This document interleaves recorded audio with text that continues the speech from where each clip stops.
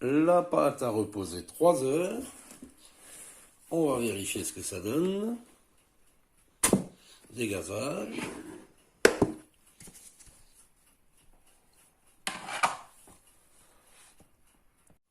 Les quelques farines d'épeautre que j'ai eu à travailler m'ont donné des pâtes très molles, très collantes, très extensibles et assez difficiles à travailler. On va voir si une fois de plus c'est le cas. Apparemment oui. Par contre ça travaille très très bien. Allez. C'est en général des pâtes qui transpirent, je ne sais pas si on le voit bien à l'image, qui transpirent pas mal en surface.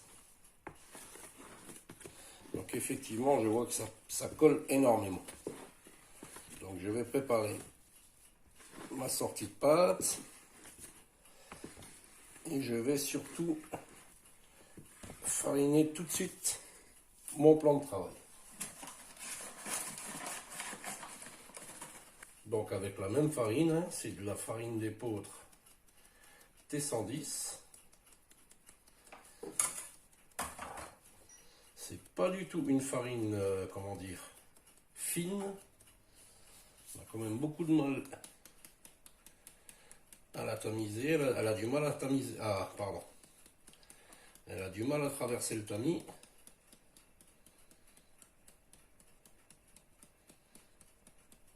Donc j'hésite pas, pour éviter les mauvaises surprises. Allez, on y va. On va voir comment on peut la sortir au maximum. Vous voyez, très très extensible.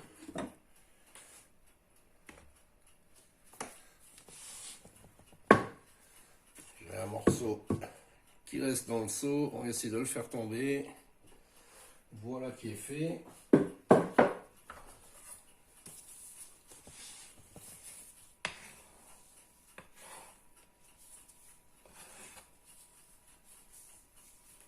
Je vais récupérer un morceau qui est dans le seau.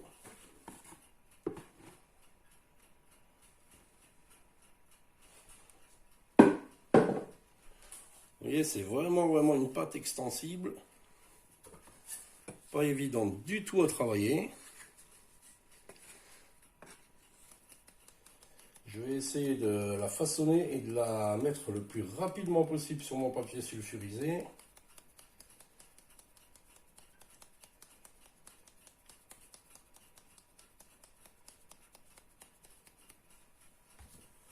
C'est très très rare que je farine une pâte de cette façon. Mais là, on n'a pas trop le choix.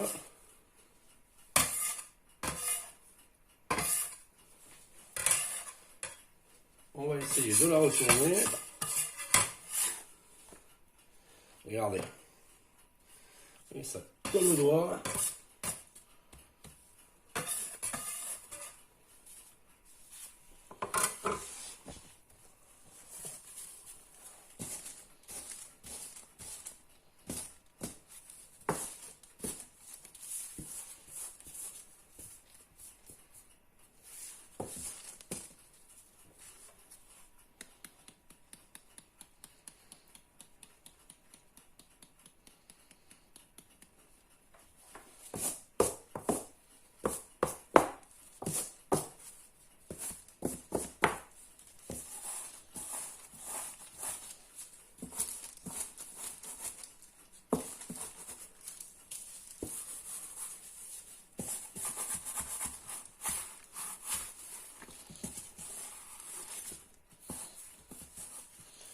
Et dès qu'on la prend en main, ça colle presque immédiatement.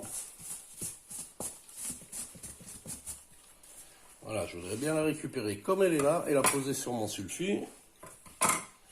On va voir si c'est faisable. Ça risque de ne pas être facile. Je vous le disais, elle est très très extensible.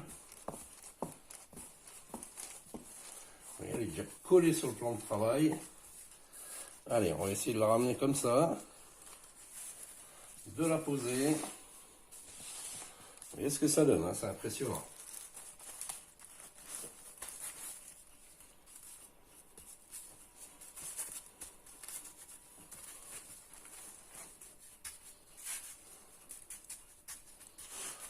essayer un peu d'équilibrer la forme.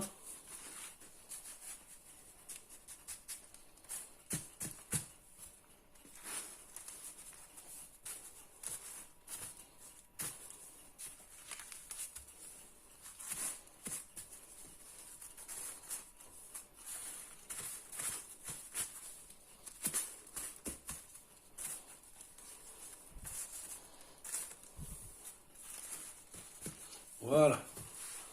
Je vais faire préchauffer mon four. La recouvrir avec un petit tissu. On se retrouve quand le four est chaud. Et je vous fais remarquer que là, avec cette farine, c'est un petit peu plus le carnage que d'habitude. Notre four est bien chaud. Oula. Et ben là, on a une énorme galette. On va bien voir ce que ça donne.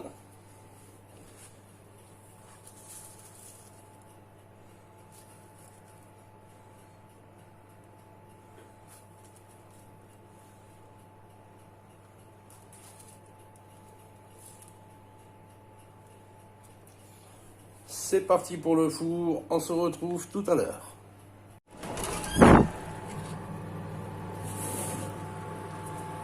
« 30 minutes de cuisson. Alors mes grignes sont dans les choux, c'est pas grave. On a quand même là un gros pain.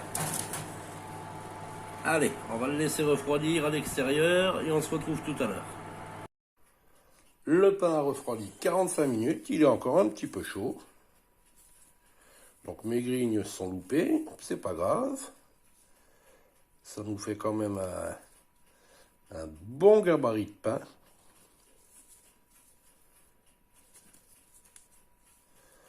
Qui sent super bon. Et on va le goûter.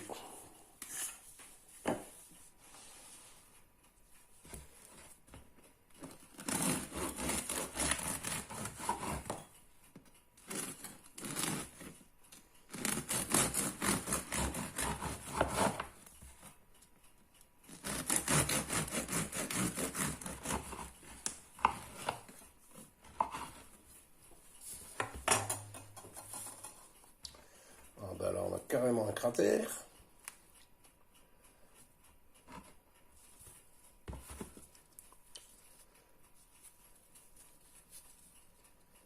Avec des alvéoles assez inégales.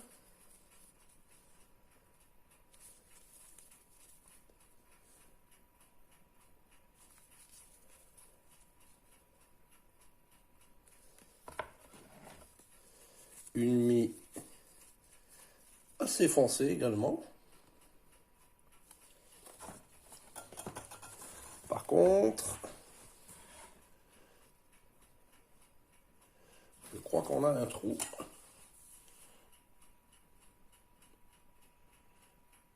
Oh oui, qui va jusqu'au bout. Vous voyez ?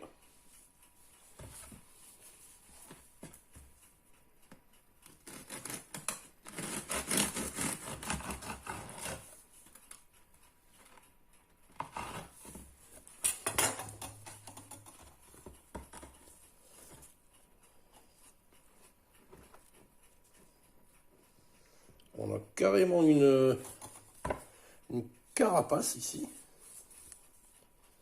qui nous a fait donc ce trou là. On va comme ça nous fait des tranches comme celle-ci. On va quand même goûter, hein. On va pas gaspiller.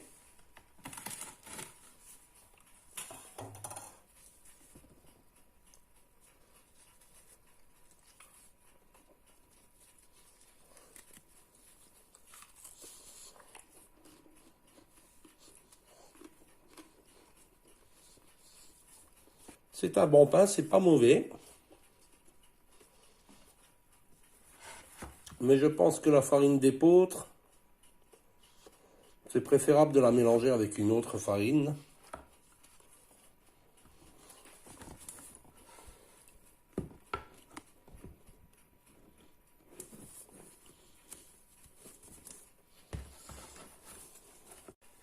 Mes grignes ne se sont pas ouvertes.